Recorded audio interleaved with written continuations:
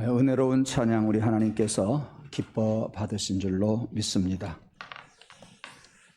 지난 5월 23일은 성령 강림 주일이었습니다. 성령 강림 주일을 지키고 성령의 인도를 따라서 우리들이 신앙생활을 해야 합니다. 그런데 여러분이 잘 아시는 것처럼 6월 20일 맥주감사 주일을 지키고 제3여전도의 헌신 예배를 6월 27일 날 드리고, 그리고 지난 주일날은 우리 교회 창립 제29주년 감사 예배를 드렸습니다. 무슨 말씀이냐 하면 성령 강림주일을 맞이해서 우리가 성령 충만한 신앙생활을 해야 하는데 그런 행사들로 인해서 많이 희석이 되었다, 그런 이야기입니다. 그래서 오늘 성령 강림주일 7번째 주일 난 예배를 통해서 다시 한번 성령의 임재를 우리가 깨닫고 성령께서 이끄시는 삶을 살기를 바라면서 말씀을 준비하고, 또 여러분들도 말씀을 받으시고 우리 온 교회가 성령을 따라가는 아름다운 제단 되기를 간절히 원합니다. 이런 성령 강림절 후에 오순절 절기가 11월 21일까지 계속됩니다.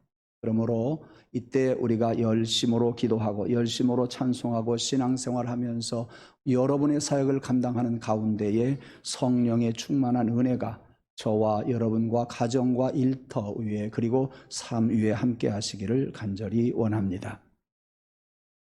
오늘 본문 앞에 요한복음 14장 16절에 보면 예수님께서 이런 말씀을 하십니다. 내가 아버지께 구하겠으니 그가 또 다른 보혜사를 너희에게 주사 영원토록 너희와 함께 있게 하리라 그랬습니다.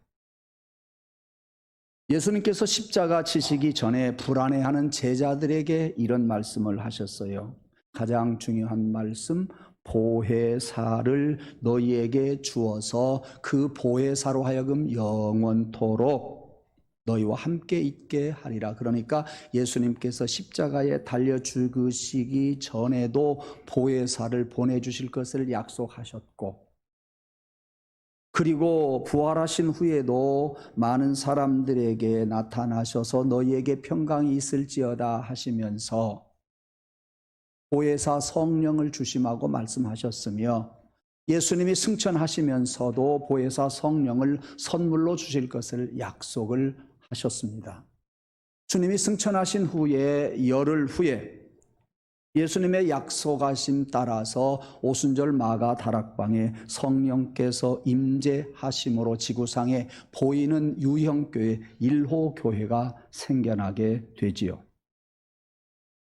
그러니까 예수님은 자신이 십자가를 지고 떠나시지만은 대신 보혜사 성령을 보내주셔서 너희와 함께 있겠다, 그겁니다. 너희를 그 보혜사 성령을 통해서 도와주겠다. 그리고 너희의 힘이 되겠다. 아멘. 믿음대로 여러분들이 제가 다시 한번 선포할 때에 아멘이라고 고백하시기를 바랍니다. 주님께서 보내주시겠다고 하신 보혜사 성령이 오셔서 여러분과 함께 하시기를 원합니다. 그 성령께서 여러분들을 이모로 저모로 도와주시기를 원합니다. 그 성령님은 여러분들의 삶 속에서 항상 힘이 되어질 줄로 믿습니다. 하나님께서 우리 모든 믿는 사람들을 구원하고 복 주시기를 원하십니다. 지금까지 복을 주셨고 또 복을 주시기를 소원합니다. 그런데 복을 주시는데 당장 우리가 생각할 때 눈으로 보이는 돈도 많이 벌으면 얼마나 좋겠습니까? 직장에서 승진하면 얼마나 좋겠습니까? 네. 힘들이지 않고 우리가 신앙생활을 한다고 한다면, 그리고 가정의 평안함이 항상 넘친다고 한다면 얼마나 좋겠습니까? 그런데 우리는 그런 것들로 인해서 복을 많이 받았다고 생각을 하지 못합니다. 그러나 저와 여러분은 이 세상에서 가장 중요한 복을 받았습니다. 최고의 복을 받았고 최대의 복을 받았습니다. 그것은 무엇이냐면 예수 믿고 구원받아 의인이 되었다는 이야기예요. 이 복 중에 어떤 복 중에서도 이 복만큼 큰 복이 없어요. 예수 믿고 구원받았으며 의롭게 되었다고 하는 사실 하나와 두 번째 또 최고의 복이 있습니다. 그것은 우리에게 성령을 보내주셔서 성령의 권능을 입고 우리가 살아간다는 이야기입니다. 여러분 기억하시기를 바랍니다. 내가 걸어가는 것 같으나, 내가 생각하는 것 같으나, 내가 방법과 지혜를 동원해서 모든 일들을 잘하는 것 같으나 거기에는 반드시 성령께서 나와 함께 하심을 여러분들이 고백하고 성령 따라 살아가는 성도가 되기를 원합니다. 내 힘으로 아닙니다. 나의 지혜로 아닙니다. 나의 경험과 나의 여러 가지 지혜를 통해서 모든 일들이 이루어졌다고 생각하지 마십시오. 하나님께 대한 득죄하는 겁니다. 그것은 여러분들이 겸손히 하나님께로부터 왔습니다. 성령께서 인도해 주셨습니다. 고백할 때 이보다도 더 큰 은혜와 복을 예비해 주셨다가 하나님께서 우리에게 베풀어 주실 줄로 믿으시기를 바랍니다. 이것이 저와 여러분의 신앙 고백이기를 간절히 원합니다. 네, 그래서 우리 모든 그리스도인들은 성령을 받아야 돼요. 성령님께서 여러분과 함께 하셔야 돼요. 그 성령님은 우리에게 능력을 주시기 때문입니다. 그 성령은 우리에게 힘을 주시기 때문입니다. 성령님이여 오시옵소서 이렇게 하시지 말고 오신 성령이여 나와 함께 임하시옵소서. 내가 성령 안에 들어가고 성령님께서 내 안에 오시옵소서. 여기에 힘이 능력이 나타나게 되는 것입니다. 그래서 그 힘을 얻어야만이 우리가 성령을 따라 살면서 영적인 생활을 승리할 수 있고 영적인 생활을 따라가야 우리의 정신적인 삶이 따라가고 육체적인 삶이 따라가서 정신과 육체와 영이 하나가 되어 우리의 삶이 든든해지는 것입니다. 이런 동물학자의 글을 제가 한번 소개해 드리겠습니다. 여러분, 쥐는 고양이 앞에서 밥이지요. 쥐가 열심히 활동을 하다가 고양이만 보았다 하면 그 자리에서 움직이도 못하고 납작 엎드려서 숨도 제대로 못 쉽니다. 왜 그럴까라는 겁니다. 동물학자가 연구한 내용입니다. 쥐와 고양이의 눈이요 마주치면 쥐는 꼼짝 못하고 앞이 캄캄해 버린답니다. 왜? 고양이의 눈 속에서 나오는 신비한 힘이 쥐에게는 너무도 엄청나게 보이는 거예요. 우리 사람들이 보는 고양이의 눈은 보아봐야 별 힘이 없어요. 그러나 쥐의 눈에는 고양이 눈 속에서 나오는 그 신비한 힘이 있어가지고 쥐를 꼼짝 못하게 만들어버리고 납작 엎드려서 호흡도 제대로 못하다가 고양이의 밥이 되어버리고 말지 않습니까? 거기에 고양이 눈 속에 신비한 빛이 쥐에게 비춰진다는 이야기입니다. 저는 여러분들에게 성령님을 소개하기 위해서 그동안 여러 모양으로 설명을 해드렸습니다. 오늘은 이 고양이를 통해서 이렇게 비유를 들어 설명을 해보았습니다. 여러분, 예수 믿는 사람에게는 바로 성령의 능력이 우리에게 임한다고 하는 것을 아시기 바랍니다. 그 누구도 볼 수 없는 나에게만 주시는 성령의 빛이 내 안에 비춰진다고 하는 것, 그것을 고대하면서 사시기를 원합니다.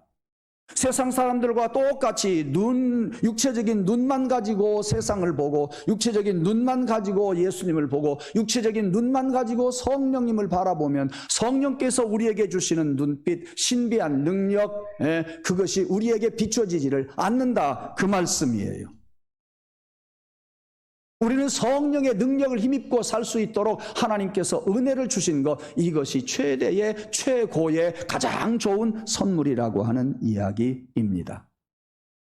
성경에 나타난 예를 한번 들어볼까요? 다니엘이 사자굴 속에 들어갔었음에도 불구하고 태어날 수 있었습니다. 그 무엇이 다니엘로 하여금 그렇게 사자굴 속에서도 태어나게 있을 수가 있었겠습니까? 바울과 바나바가 감옥 속에 갇혀져 있었잖아요. 그는 그 감옥 속에서 그들은 태어나게 있으면서 기뻐하며 찬송을 했을 때에 옥문이 열렸습니다. 그 무엇이 그들로 하여금 그러한 기쁨과 찬송을 하게 했을까요? 다윗이나 엘리야가 동굴 속에 있으면서 미래를 향해 꿈을 꿀 수 있었습니다. 어떤 것이 그들에게 그런 미래의 꿈을 동굴 속에서 가질 수가 있게 했겠습니까? 스데반은 돌에 맞아 죽으면서 자기를 향하여 돌을 던지는 사람들을 위해서 기도하잖아요. 저들이 하는 것을 알지 못합니다. 기도할 때에 하늘의 문이 열렸다 그랬습니다. 하늘의 문이 열리고 그는 얼굴빛이 천사와 같은 얼굴을 하고 세상을 떠났다고 하는 말씀입니다. 어찌 스데반에게서 그런 환경 속에서 그러한 태어남과 그러한 모습을 볼 수 있겠습니까? 저는 어제도 하루 종일 교회에 있으면서 해질 무렵에 집에 가서 이제 설교 준비를 했습니다. 많이 지쳤어요. 너무나 피곤하더라고요. 한 목사님하고 전화 통화를 했어요. 그런데 그 목사님이 저에게 아주 슬픈 소식을 전해 주었습니다. 한 여인이 결혼을 했습니다. 아기가 없었어요. 왜냐하면 남편의 무정자 때문에 임신이 안 되는 거예요. 양해하고 들으시기 바랍니다. 그래서 아내는 남편의 무정자를 치료하기 위해서 온갖 노력을 기울였습니다마는 그 남자는 자기가 무정자증이 있다고 하는 것을 알면서 바람을 덮이었습니다. 그것을 알았던 아내는 내가 더 이상 살 수 없겠다 하고 이혼을 하게 됩니다. 그녀는 그 후에 관광회사에 들어가게 되었고 가이드 생활을 약 10년 동안 했는데 임원들과 함께 제가 일본에 갈 때 그 여인 가이드로 그 여인을 따라서 우리가 일본에 다녀왔습니다.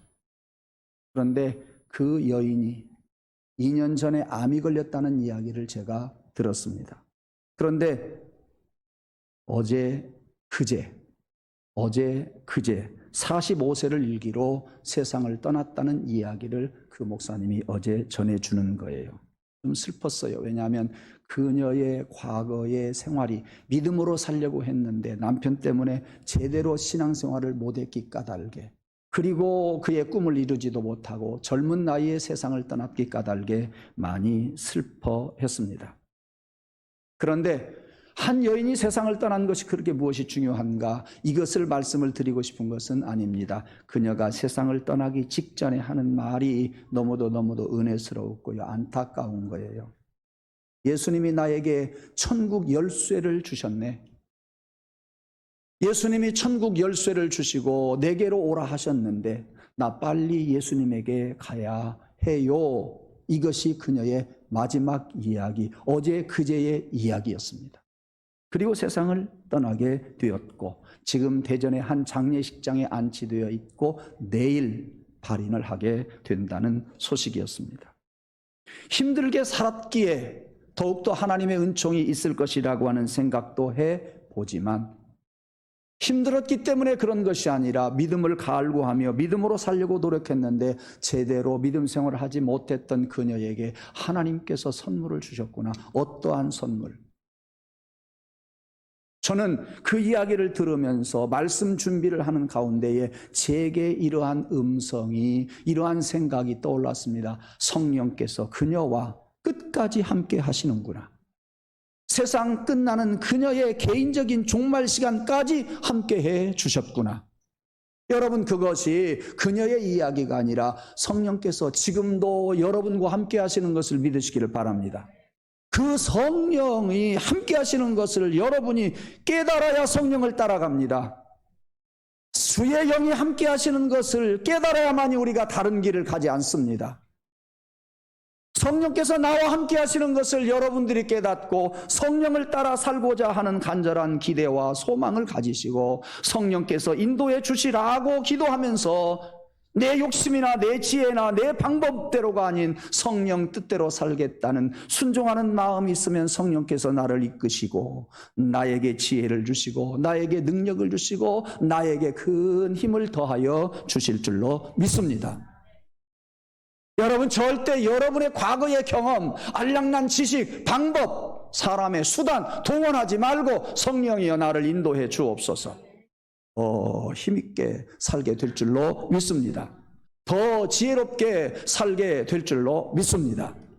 여러분, 성령님만 의지하면서 살아가지 세상만 바라보지 말고 세상 사람들 살아가는 대로 살아가지 말고 내 욕심껏 살아가지 말고 믿음 안에서 믿음으로 살아가는 저와 여러분이 되기를 간절히 원합니다.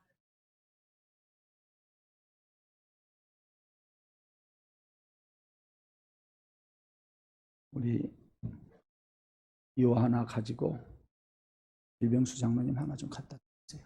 좀 추우신 것 같아요. 조금 온도를 높여도 되리라고 봐요. 지금 빨리 갖다 드리세요.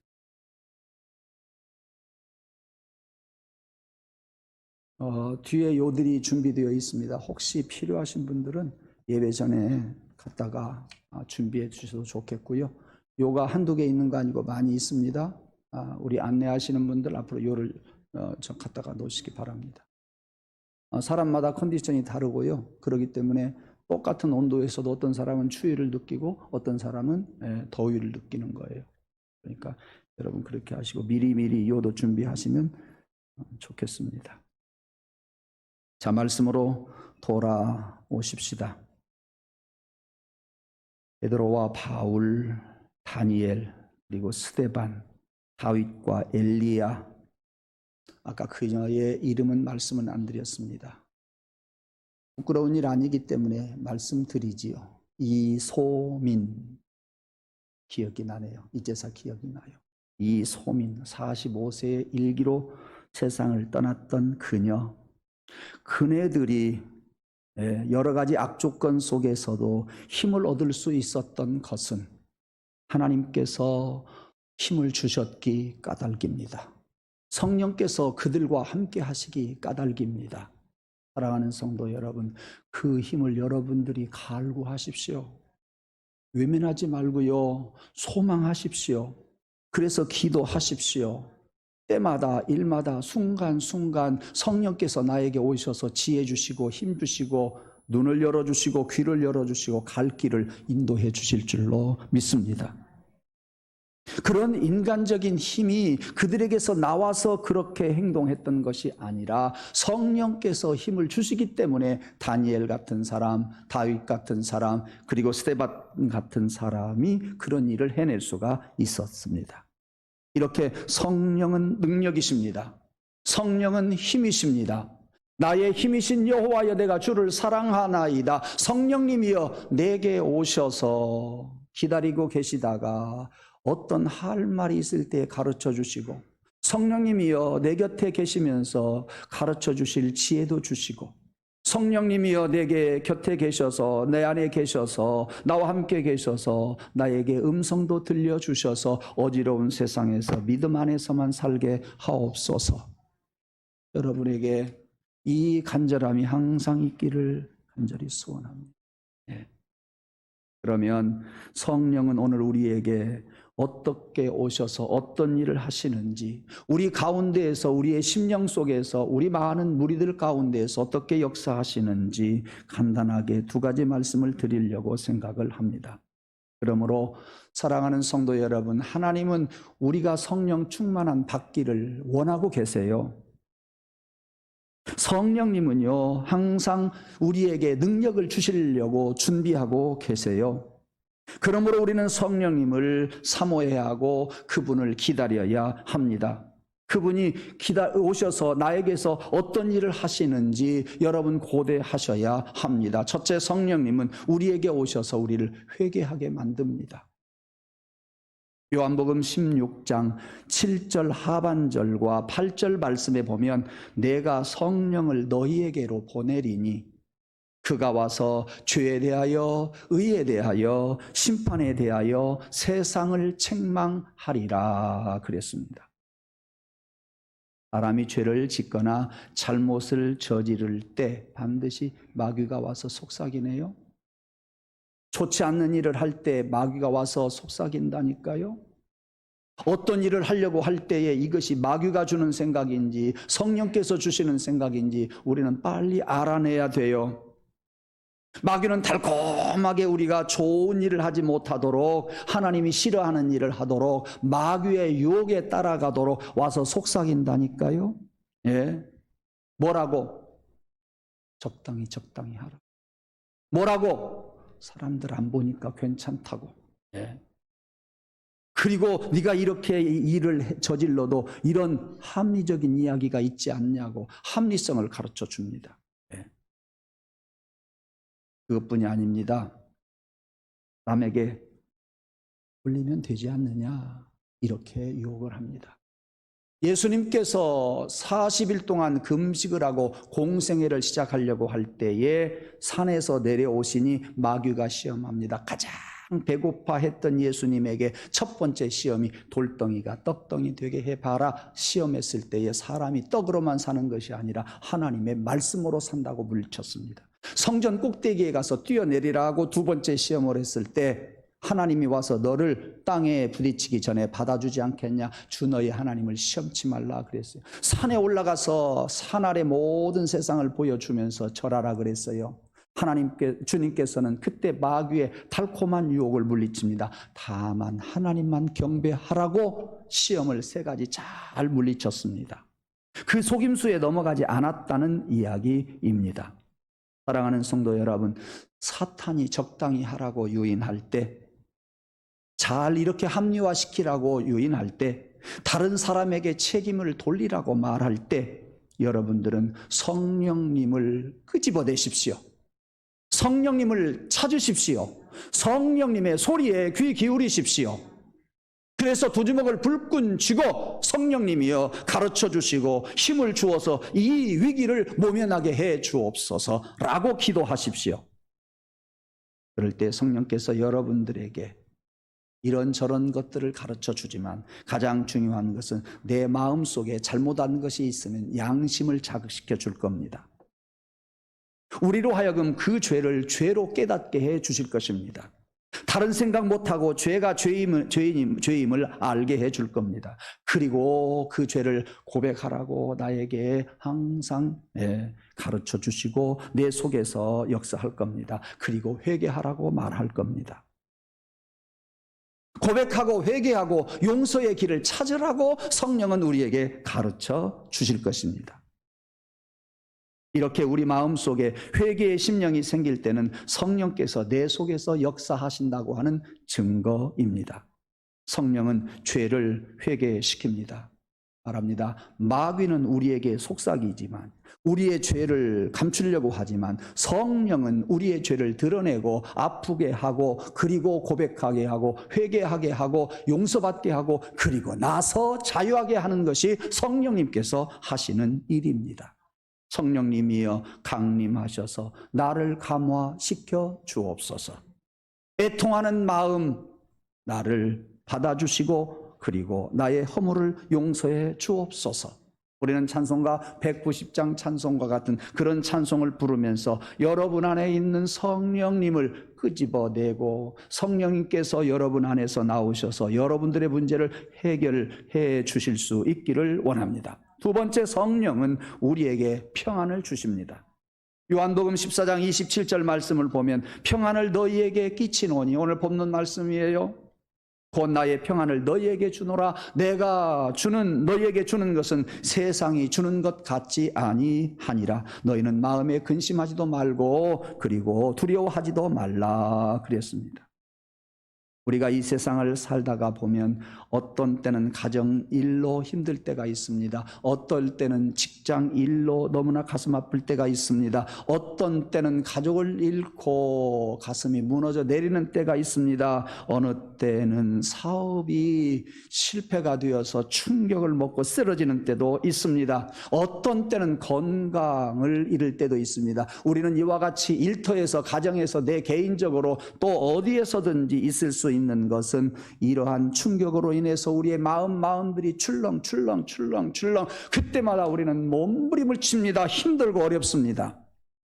사랑하는 성도 여러분, 이렇게 우리의 삶이 출렁거릴 때 여러분들은 어떻게 하실랍니까? 그것을 무엇으로 여러분들이 안정시킬 수 있겠습니까? 여러분, 빨리 하나님 나는 못합니다 하고 두 손 드는 자가 되기를 원합니다. 하나님 앞에 손 들고 찬송하는 것, 언젠가는 다시 한번 말씀을 드리겠습니다마는 하나님 앞에 신앙 고백하기를 나는 못합니다. 못한다고 손들 때 성령이 오셔서 내 손 잡아주십니다. 그러므로 손 들어야 합니다. 이렇게 출렁출렁 할 때에 성령님께 두 손 들고 성령님 의지하게 되면 성령님께서 우리 안에 오셔서 평안함을 주십니다. 그리고 문제를 해결해 주실 수 있는 길을 보여주세요. 무슨 말씀이냐 하면 성령께서 나를 주장하시고 내 속에 오셔서 역사하지 아니할 때는요, 조그마한 근심, 걱정 때문에 우리는 실망을 해버리는 때가 많아요. 아무것도 아닌 것 때문에 큰 스트레스를 받는 때가 얼마나 많은지 모릅니다. 그러한 것들이 나를 사로잡고 그리고 충격입니다. 어떻게 할까 두려워하면서 벌벌 떱니다. 그러나 성령께서 내 안에 임하실 때에 중요한 것을 우리는 봅니다. 중요치 않는 것은 버릴 수 있습니다. 내 안에 성령께서 함께 하시고 성령이 인도하실 것을 알기 때문에 과거에 근심하고 걱정했던 것들이 이제는 아무것도 아니게 보여질 겁니다. 내 마음속에 성령이 임하셔서 그렇게 출렁출렁 내 삶이 움직이는 그런 출렁거리는 것들이 이제는 별거 아닌 것처럼 보이게 될 것이고, 그러므로 인해서 평안을 맛보게 될 줄로 믿습니다. 사랑하는 성도 여러분, 출렁이는 우리의 삶을 우리가 어찌하겠습니까? 성령께서 오셔서 도와주시기를 간절히 갈구하는 여러분 되기를 원합니다. 우리가 할 수 있는 것은 갈구하는 것, 이 정도입니다. 내가 해결할 수 있는 것이 하나도 없습니다. 하나님 나에게 오시옵소서, 나를 도와주옵소서. 우리가 기도할 수 있는 것 이것밖에 없어요. 그러므로 여러분들이 예수 믿고 의롭게 되었으니 이제는 성령님을 갈구하는 가운데에 어떠한 환경 속에서도 그분을 모시고 살아가는 가운데 여러분의 문제들을 해결하고 여러분이 평안한 삶을 살기를 주님의 이름으로 축원합니다. 이제 결론 맺겠습니다. 사랑하는 성도 여러분, 여러분 곁에 성령께서 안 계신 것 같아도 계십니다. 나는 못한다고 손들면 성령이 오셔서 잡아주십니다. 내가 한다고, 내가 하겠다고, 내 방법을 동원하겠다고 한다고 하면 성령님은 오셔서 물끄러미 지켜보고 계실 겁니다. 하나님께 손들고 성령님 도와주세요, 도와주세요 갈구하는 이것밖에 우리가 할 수 없습니다. 성령님께 도움을 갈구하면서 여러분, 오늘 또 그 성령님 모셨으니, 그 성령님이 여러분 곁에서 계셨으니, 여러분 오실 때는 혼자 왔지만 홀로라고 생각하지 말고 이곳에서 만난 찬송과 기도와 말씀을 통해서 만난 성령님이 여러분을 뒤따라가는 것을 믿으시기를 원합니다. 1시간 동안 예배는 바로 나 자신을 하나님께 드리는 그러한 순간이지만 또한 하나님의 영을, 성령을 공급받는 시간이기도 합니다. 1시간 동안 영적인 힘을 공급받았으니 이 힘으로 한 주간 살아가는 여러분 되기를 원합니다. 사랑하는 성도 여러분, 1시간 예배드리고 나가실 때는 여러분만 나가는 것이 아니라 성령께서 여러분의 손잡고 가실 줄로 믿습니다. 성령께서 여러분의 앞을 향해서 먼저 가십니다. 성령께서 여러분의 뒤에서 밀어주실 것입니다. 손잡아 주실 것입니다. 성령 따라 삶으로 이 세상에서 이기기를 원합니다. 작은 일 이기십시오. 큰 일 이길 수 있습니다. 영의 일 이길 수 있고요, 육의 일 이길 수가 있습니다. 이 성령의 능력을 따라 순간순간 승리하면서 살아가고 가정에서 일터에서 승리하면서 살아가는 저와 여러분이 될 줄로 믿습니다. 기도하겠습니다. 하나님, 오늘도 오순절 후 7번째 주일을 맞이해서 우리 가운데에서 희석되어져 가는 이때에 성령님을 다시 모시고 성령님을 다시 체험하고 성령님 우리와 함께 계심을 다시 확인하고자 말씀을 전하고 들었습니다. 하나님, 우리가 빈손으로 왔지만 돌아갈 때는 두 손 들고 성령님을 의지함으로 말미암아 성령님이 내 손 잡아주시고 성령님이 나의 앞길을 먼저 가주시고 성령께서 나의 등 뒤에서 밀어주시고 성령께서 나에게 힘을 공급해 주시고 성령께서 주시는 지혜를 따라 살아감으로 세상에 살면서 승리하게 하여 주옵소서. 영의 일도 육의 일도 승리하게 하시고 큰 일도 작은 일도 승리하게 하시고 때마다 일마다 승리할 수 있도록 성령님이여 도와 주시옵소서. 도와주실 줄로 믿습니다. 힘있게 살게 하옵소서. 예수님 이름으로 감사하며 기원하옵나이다.